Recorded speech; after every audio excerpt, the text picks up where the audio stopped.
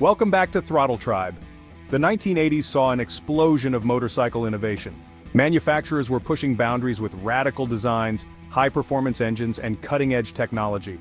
While some bikes became mass-market legends, others remained elusive, rare, and almost mythical due to limited production, exclusivity, or simply failing to gain mainstream success. Here are the 7 rarest motorcycles of the 1980s. Number 7. Ducati 600 TT2. In the world of rare motorcycles, few machines are as legendary yet elusive as the Ducati 600 TT2, built for one purpose, and one purpose only, dominating the racetrack. This wasn't your average sport bike. Ducati only produced 60 factory models, making it one of the hardest to find motorcycles from the entire decade. At the heart of this beast was a lightweight trellis frame, a signature Ducati design that the brand has spent decades perfecting on the racing circuit. Weighing in at just over 300 pounds dry, it was one of the lightest race bikes of its time. While other manufacturers were chasing brute horsepower, Ducati took a different path, building a machine that handled like a dream.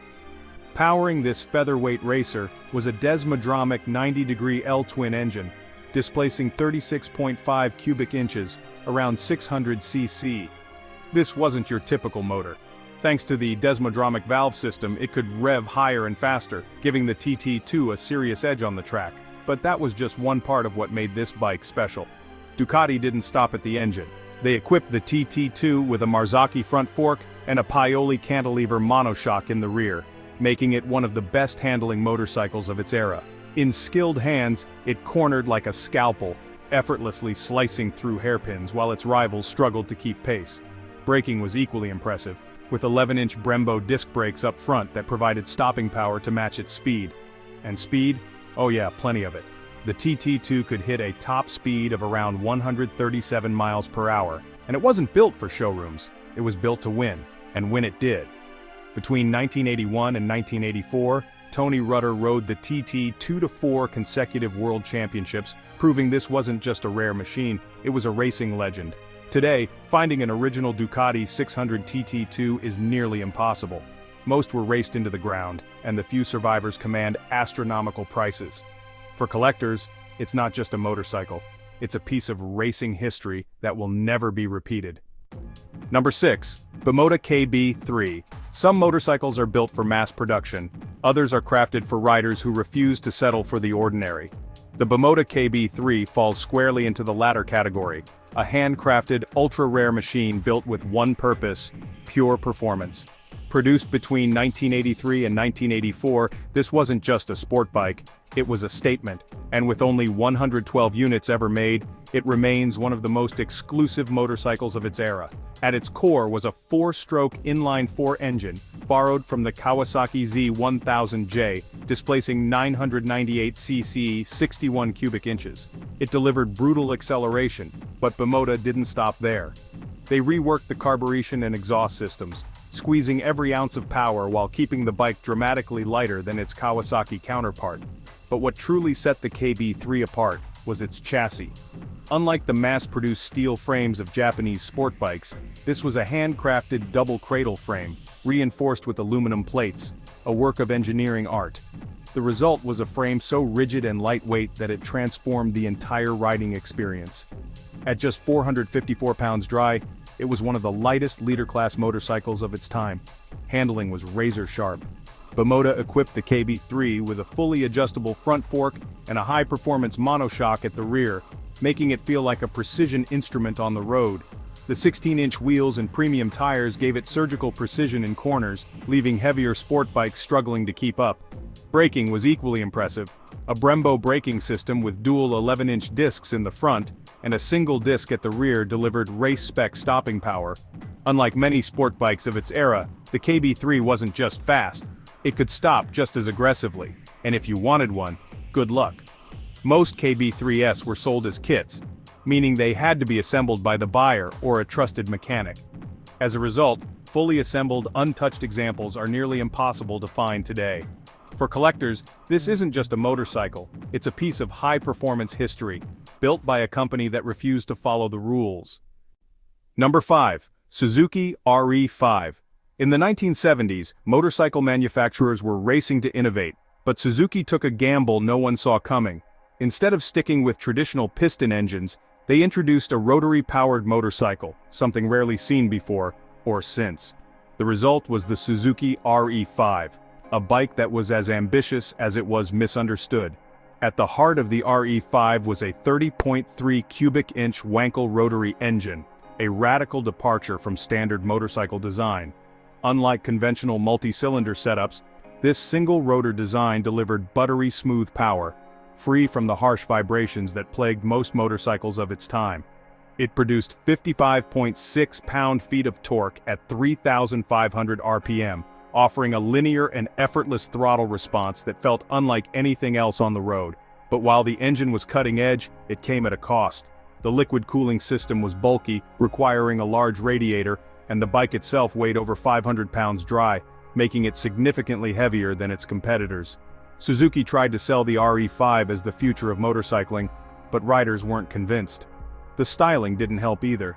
Designed by Italian automotive legend Giorgetto Giugiaro, the RE5 featured cylindrical instrument clusters and a matching taillight, meant to echo the rotary engine's circular motion. But instead of feeling futuristic, the design felt awkward and polarizing. Handling was respectable, thanks to a 59-inch wheelbase and dual 11-inch front disc brakes, but the sheer weight made it sluggish in corners. Suzuki built the RE5 with high hopes, but the fuel crisis of the era made buyers wary of its relatively high fuel consumption, and the unusual engine design raised concerns about maintenance and long-term reliability. As a result, sales never took off. Suzuki pulled the plug after just 2 years, producing only a limited number between 1974 and 1976. Today, that rarity has made the RE5 a collector's dream. Its oddball design and unique engine have earned it a place in motorcycle history as one of the most fascinating machines ever built. A rotary-powered sport bike. It was bold, it was different, but in the end it was a gamble that didn't pay off. Number 4, BMW K1. By the late 1980s, BMW motorcycles had a reputation for being practical, well-engineered, and, well, a little boring. That all changed when they unveiled the BMW K1, a machine that looked like it had been teleported from the future. With radical, enclosed bodywork, cutting-edge aerodynamics, and an aggressive stance, the K1 was BMW's boldest gamble yet. At the heart of this machine sat a 987cc, 60.2 cubic inch, inline-4 engine, mounted longitudinally instead of transversely, a departure from most bikes of the time.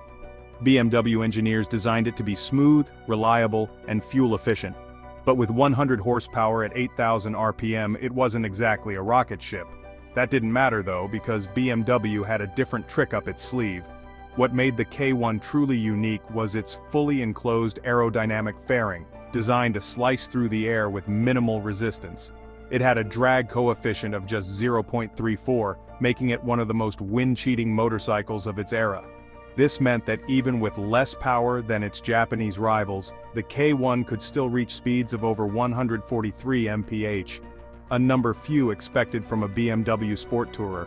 But speed wasn't the only focus. The paralever rear suspension system was a game-changer, effectively eliminating the shaft drive's torque reaction, which often caused unsettling movement under acceleration.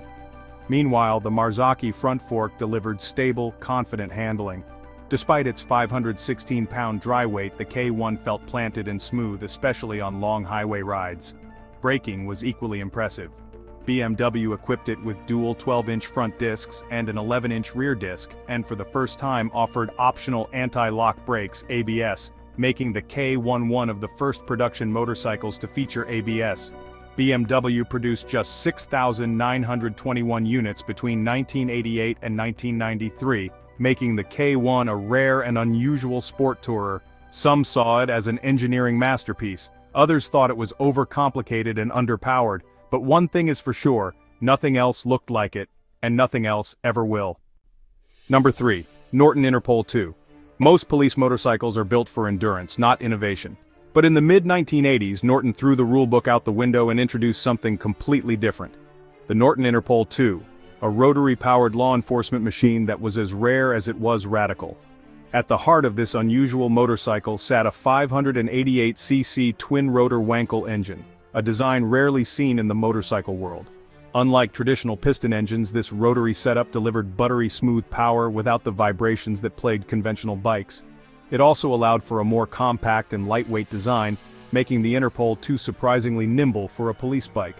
Norton paired this futuristic engine with a 5-speed gearbox, offering strong mid-range performance and effortless highway cruising. Power was delivered to the rear wheel via a duplex primary chain, a setup designed to handle the Wankel engine's unique power characteristics. But while the performance was impressive, the real magic was in the ride quality: smooth, refined, and eerily vibration-free. Handling was another strong point. The 58.5-inch wheelbase gave the bike excellent stability, while the 18-inch wheels kept it firmly planted on the road. This was crucial for law enforcement riders who needed a motorcycle that could handle high-speed pursuits and long patrol shifts without rider fatigue. Despite its advanced engineering, the Interpol 2 never made it to the civilian market. It was built exclusively for fleet customers, with UK police departments and the Royal Air Force Police being its primary users.